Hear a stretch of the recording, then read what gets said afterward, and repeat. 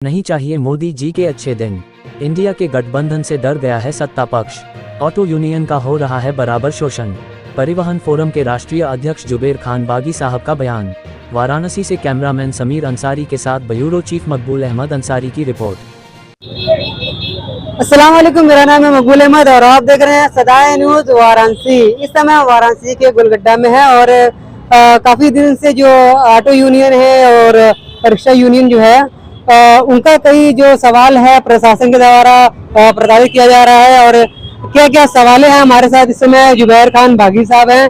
हम सबसे पहले इनसे बात करते हैं कि क्या दिक्कतें आ गई अभी आप लोग जो कर रहे हैं। दिक्कतों का तो भरमार है, कहीं कोई व्यवस्था नहीं है एकदम। जिस वक्त बनारस में एक कुत्ता ठीक है लेकिन ऑटो चालक नहीं ठीक है, ये पोजीशन है बनारस की। ऑटो चालक का शोषण हो रहा है एकदम। जैसे अभी नगर निगम ने ठेका दिया हुआ है स्टैंडों का, उन्होंने 20 जगहों पे 44 स्थानों पे स्टैंड की दर्शाया कागजों पर।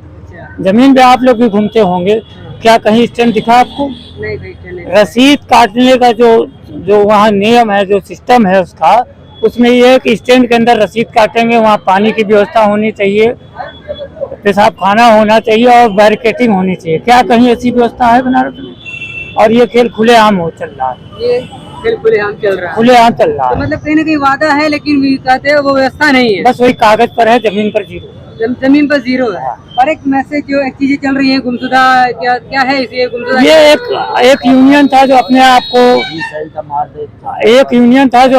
को ट्रेड यूनियन बता रहा था। और इसके पहले जो ठेका था संजय सिंह का, उस समय हैंड माइक लेकर रोडों पे टहल रहा था कि स्टैंड नहीं तो पैसा नहीं। अच्छा। और जब से ये नया ठेकेदार आया है तब से उस यूनियन का पता नहीं चल रहा है कहाँ है। इसलिए उसे ढूंढा जा रहा है कि भाई आज भी वही काम हो रहा है, जहाँ पहले 10 लोग रसीद काट रहे थे अब वहाँ 20 लोग रसीद रोड पे दौड़ा के काट रहे हैं। तो कहाँ गई वो ट्रेड यूनियन? उसे ढूंढना जरूरी है। तो ऐसे में कहाँ तक ये आप प्रयास कर रहे हैं और कहाँ तक स्थिति अभी तक कुछ हालत? जैसे अभी हमने जनहित याचिका कोर्ट में दायर की है, उसकी तारीख पड़ी हुई है 7 तारीख। नगर आयुक्त से मुलाकात की थी अभी अगले मंगलवार को, उन्होंने 3 दिन का समय लिया था लेकिन कुछ हुआ है नहीं। फिर अभी कल हम लोग उनसे मिलेंगे नगर आयुक्त से, क्या आगे प्रगति हुई इस पर बात किया जाएगा, फिर आगे की रणनीति तैयार होगी। और खाली नगर निगम विभाग ही नहीं, आरटीओ विभाग में खुलेआम दलाली होती है। प्राइवेट आदमी जो है फिटनेस का फोटो खींचता है, 50 रुपया पर गाड़ी वो लेता है, 500 रुपया इस ऑटो को जेई खाली घूस लेता है। फिटनेस कराई यानी 650 रुपया फीस, 1500 रुपया ये लोग देंगे। इतने चालक खड़े हुए हैं, 1500 रुपया देने के बाद इनका फिटनेस बनता है। बाहर भीतर के नाम पर उन्होंने परमिट दे रखी है, लेकिन सब गाड़ियां, सब कोई जानता है छोटी गाड़ियां शहर में ही चलेंगी, ये चौबेपुर सोलापुर चलने नहीं जाएंगे। फिर भी वो गाड़ियां चलती हैं, बाकायदा यातायात विभाग उनका मंथली पैसा बना हुआ है, कहीं 1000 रुपया, कहीं 1200 रुपया, कहीं 1500, मतलब हर जगह भ्रष्टाचार का बलवा। जो स्टैंड संचालक हैं वो हर जगह शोषण कर रहे हैं, 50-100 रुपया वसूली हो रही। उनकी मजबूरी है क्योंकि उन्हें थाने को भी देना होता है, चौकी को भी देना और टीआई को भी देना होता है और ठेकेदार को भी देना होता है। अब तो यूनियन के लोग भी उनसे मांग कर रहे हैं। तो दिन भर मेहनत वो करता है, 5 लोगों का पैसा वो बांटता है, वो भी पैसा सारा हमारा चालक देता है। तो कहीं ना कहीं पूरी तरह चालकों का शोषण हो रहा है। और जब से ये सरकार आई, जुर्माना 5 गुना, फीस 5 गुना, हर चीज बढ़ गई। और ई चालान की ये हालत हो गई कि ई चालान जानलेवा हो गया है। अब चालक ई चालान के डर से आत्महत्या करने का भी काम कर रहे हैं। और इतने चालक यहाँ पे खड़े हुए हैं, इनसे पूछ लीजिए कि इनकी क्या दुर्दशा है। क्या हालात ऐसा बना है इस समय, क्या हालत बना है और किस तरीके से आप लोग का शोषण हो रहा है, क्या हो रहा है? समस्या अब हम लोग क्या करेंगे? हम लोग सरकार से तो लड़ नहीं सकते हैं, ठेकेदार से तो लड़ नहीं सकते हैं। जैसे ठेकेदार करेंगे उस तरह हम लोग बाजी होंगे। 10 रुपया का रसीद है, ठीक है, 10 रुपया हम लोग देने के लिए तैयार है, मगर कोई सुविधा तो रहना चाहिए। नहीं तो कहीं बम्बा है तो पानी पीने के लिए, और नहीं तो कोई छाया है किसी पैसेंजर को बैठने के लिए, तो स्टैंड कहाँ माना जाता है? तो कहीं ना कहीं स्टैंड के नाम पर खाली सिर्फ घूस लिया जा रहा है और कुछ सुविधा नहीं। अभी ये तो नहीं कहा जा सकता कि घूस लिया जा रहा है, गलत क्यों बोले? हाँ रसीद है, रसीद में चाहे घूस मानिए और चाहे ठेकेदारी मानिए, क्या ये तो घूस नहीं हुआ। तो ऐसे में क्या लगता है कि क्या क्या प्रयास हो रहा है आप लोगों की तरफ से? आपका तो अच्छा अब ये देखिए, हाँ, जैसे आजकल 7,000 8,000 रुपया लगाओ, हाँ संगठन रजिस्टर्ड, अध्यक्ष बन गए। हाँ हाँ, अध्यक्ष बन गए, भले तुम एक ड्राइवर ले जानता हो, लेकिन आप अध्यक्ष हो।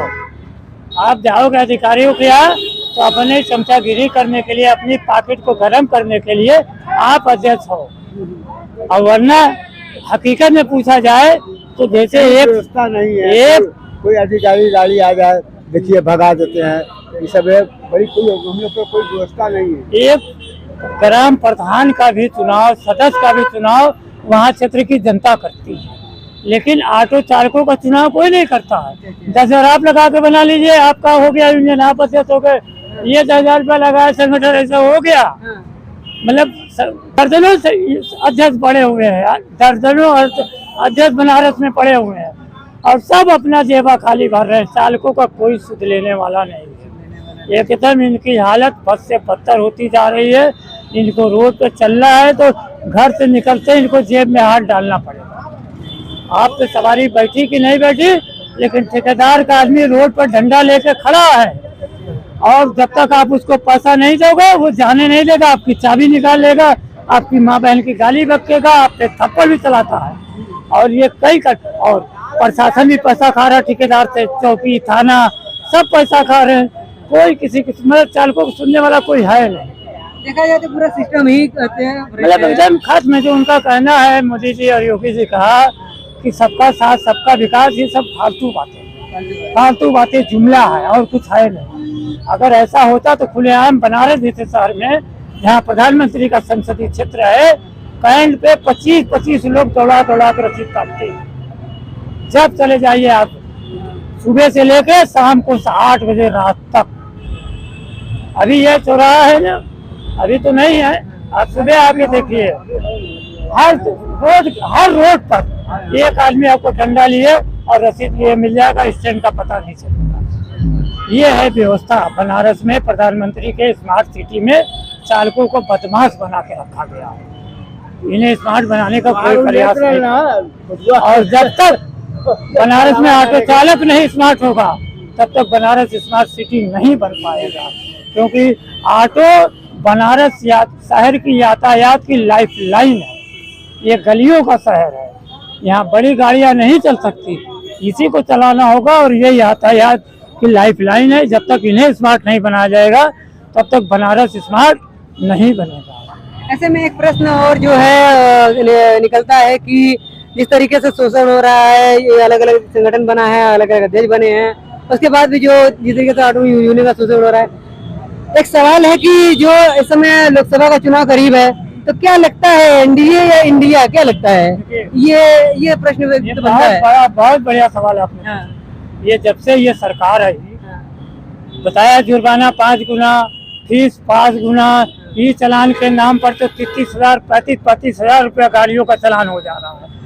तो ये तो केवल लूट और कुछ बचा नहीं। तो ऐसी सरकार को कौन साथ देगा? इसलिए अब की इंडिया ही रहेगा। परिवर्तन जरूरी है, और परिवर्तन होना भी जरूरी। 10 साल इनको समय दिया गया ना, अच्छे दिन देख लिया गया ना, अच्छे दिन 15 लाख आ गए ना, 2 करोड़ हर साल लोगों को नौकरियां मिल गई ना, 35 रुपए लीटर पेट्रोल हो गया ना, 15 रुपए किलो चीनी बिक गई ना, तो अब क्या चाहिए? अब थोड़ा महंगा खाया जाए, पुराने दिन पे चला जाए, नया दिन लाया जाए। हराम का खा रहा है कंट्रोल। अब इससे बढ़ के क्या लेंगे? हाँ, कंट्रोल का राशन पा रहा है, हराम का, सब कुछ हराम का पा रहा है, तो उसको भी जैसे अभी 400 से सिलेंडर को 1100 पार हो गया, 200 रुपया घटा दिया गया है ना। मतलब 700 रुपया बढ़ाने के बाद 200 रुपया घटा दिया और ताली बजवाया जा रहा है। पॉकेट मार लो 2,000 की, 500 रुपया मुझे वापस कर दो, तो कह दो कि हमने एहसान कर दिया। बस वही हाल है इस सरकार का। एक तरफ पॉकेट मार रही है, दूसरी तरफ उसमें से कुछ % आपको वापस करने का जुमला। चुनाव आ गया, इससे 9 साल भी तो रक्षाबंधन था ना, कि नहीं था? 9 तो 9 साल की जगह 9 दूनी 1800 रुपया हो गया भाई। हर साल 200 रुपये के हिसाब से 18 साल हो गया, 1800 हो गया ना।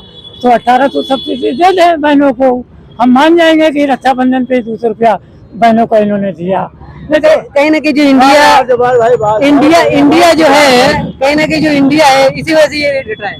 नहीं, देखिए जो बार बार काट की हाड़ी चढ़ती नहीं और झूठ की बुनियाद पे इमारतें नहीं बनती, वो भरभरा के गिर जाती, तो कब तक आप झूठ और जुमले के बल पे देश को चलाओगे।